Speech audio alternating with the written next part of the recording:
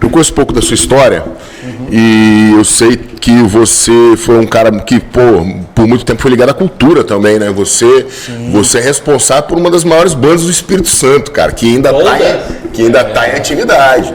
Né? O André, ele foi um dos pioneiros aí do Lordose pra Leão. Do Lordose pra Leão. É uma banda... Juliette era o cara. Lordose pra Leão. Lordose eu e Pandini, que esteve aqui comigo nas primeiras vezes, nós éramos do Lordose pra Leão. Adolfo Leares, Sérgio. Pandini cantava, fazia o quê? Pandini cantava e era compositor. Grande compositor, Alexander Pandini. O Pandini cantando, não. É o cantor. Todo quietinho, na Esses caras sobem no palco e se transformam. Se transforma. Eu e Pandini temos, junto com o Zé Renato, que era também do Lordose, que é, né? É do Lordose, ele ainda assim. Lordose pra Leão. Aliás, o nome da banda foi dado por Pandini, se eu não me engano. Lordose pra Leão. Que a lordose é aquele problema da coluna que o leão tem, inclusive, né? Que é aquela curvatura da coluna. Aquela parte côncava ali. E a gente tinha uma música chamada A Dança do Abutre Selvagem. A Dança do Abutre. Tem Juliette, que é conhecida aí, que foi uma das... O Lordose foi uma banda que chegou a fazer aí levantar voo. A gente chegou a ficar em primeiro colocado na Rádio Fluminense, que era a Maldita, não era isso? Isso. Que só lançava na época, lá no Rio de Janeiro, música autoral de pequenas bandas. Então, nesse momento, a Rádio Fluminense fez um concurso, que você mandava a sua demo para lá, a fita demo ainda era na época da fita, né? A gente gravou uma demo, mandou para lá e foi a mais executada durante o período do concurso. Aí a gente foi tocar no Circo Voador por conta dessa... Na época, inclusive, foi junto, eu não sei se era um animal, se já era um animal, mas o Alexandre, né? Alexandre Lima. Era Combatentes? Pode ser o Combatentes da cidade, eu não lembro qual era a banda que ele tocava, talvez o animal tenha sido depois. Que na minha infância era Japa, Alexandre era Japa, porque Alexandre é da Rua 8 como eu, só que ele é de uma geração mais acima. A gente aprendeu a tocar violão com Alexandre na rua ali, né?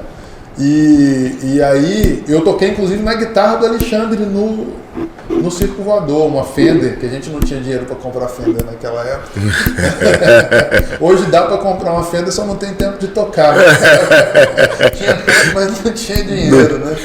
E a gente foi para lá, tocou. Aí depois desse negócio saiu o Pandini saiu primeiro, eu saí na sequência, mas o Lordose fez um caminho bom aí.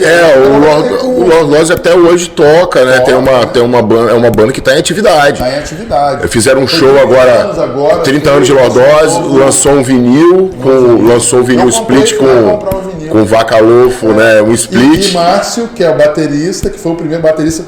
Quem formou o Lordose, o primeiro grupo, assim, o primeiro trio do Lordose, ou foi um quarteto, foi eu, Márcio, o Adolfo, na casa do Márcio, isso tocando, e acho que o Sandro, eu não sei se Sandro já era o baixista, mas foi esse grupo aí, que depois teve algumas variações aí de formação, mas inicialmente foi isso, tocando no intervalo do ensaio de uma outra banda que eu tinha, que era a Companhia 95. Então você tinha duas bandas, virou advogado e vereador, tudo a ver. Aí, o que eu quero fazer? Se a gente falou do Lordose. Você tá aqui na produção do podcast e eu. E a minha questão, André, é exatamente essa. Você que veio de um movimento cultural e hoje você está ali dentro da Câmara. Sim. O que você observa hoje, de fato, sendo produzido ali nas questões legislativas para a cultura, para que essa cultura ela continue assim, produzindo bons frutos como esse Lordose, 30 anos de estrada, sabe? Então, o que é feito hoje, de fato? Porque a gente sabe que esse movimento cultural também é uma política de esquerda, e a gente sabe que a gente é pequenininho se colocando como esquerda, dentro da Câmara em Vitória, né? Na verdade, durante os 2 primeiros anos do governo Pasolini, a cultura ficou na mão de uma pessoa que não entendia nada de cultura, que não era da cultura. E que foi colocada ali, assim, talvez até para ele se fazer como político, ganhar uma densidade política e ser candidato, né? Mas não foi colocado uma pessoa da cultura, né? A gente já teve secretários de cultura muito bons. Agora quem está lá é o Edu Henning. Eu acho que o Edu não é ligado a nenhum partido especificamente, é um cara que está aí na área pelo menos do entretenimento, com a banda Big Beatles, né? Ele não é um produtor de cultura especificamente, mas ele tem um artigo cultural que é a banda, que é uma banda cover, mas que faz aí essa parte do entretenimento. Então, assim, eu tenho uma expectativa de que ele melhore a condição da cultura, mas eu também não posso apostar, porque a gestão que não entende cultura. Inclusive, o prefeito confunde cultura com produto cultural, cultura com entretenimento, arte com entretenimento. Ele, às vezes, não consegue entender as diferenças que estão importando aí. Então, ele tem deixado os coletivos que fazem cultura, que tem, inclusive, pelo menos pensado uma política de cultura fora do movimento de cultura do Espírito Santo. Por exemplo, o Grito da Cultura tem que ficar fazendo denúncia contra a administração porque não respeita a cultura em Vitória, né? Então a gente precisa de eu acho que precisa muito. E não vejo nenhum movimento, pelo menos do ponto de vista da administração pública, de uma política de cultura, que possa surtir como efeito a construção daquele panorama que a gente tinha lá no início da década de 90, porque é de 89, 90, quando a gente cria ali o Lordose, para poder gerar esse movimento. Talvez a sociedade gere por ela mesma, entendeu? Mas com apoio, talvez venha no final, né? Aí alguém vai se interessar, porque já tem um produto já acontecendo, mas não tem nada sendo pensado para isso. E não só na área do rock, que foi uma época boa, que gerou aí um movimento legal, né? Mas em outras áreas da cultura, né? A gente tem... eu não sou só...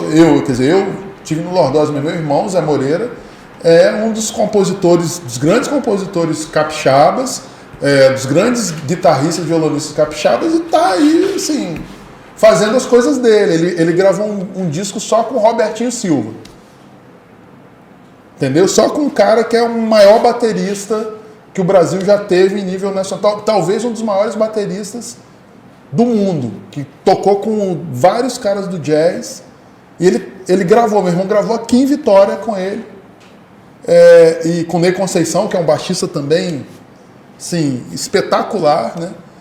Mas não tem possibilidade de divulgar aqui. E nem está nenhum desses instrumentos de cultura aí, porque a cultura de Vitória não está preocupada com a qualidade de música que ele faz, entendeu? Então eu fico muito triste porque eu conheço aqui meu irmão, Zé Antônio, Jonatas, que eu acho que não está mais aqui, mas que também é um cara que fez cultura aqui, e um monte de gente muito boa que vem fazendo cultura que não é porque tem um negócio, é a cultura capixaba, não é uma cultura feita no Espírito Santo, mas pro mundo.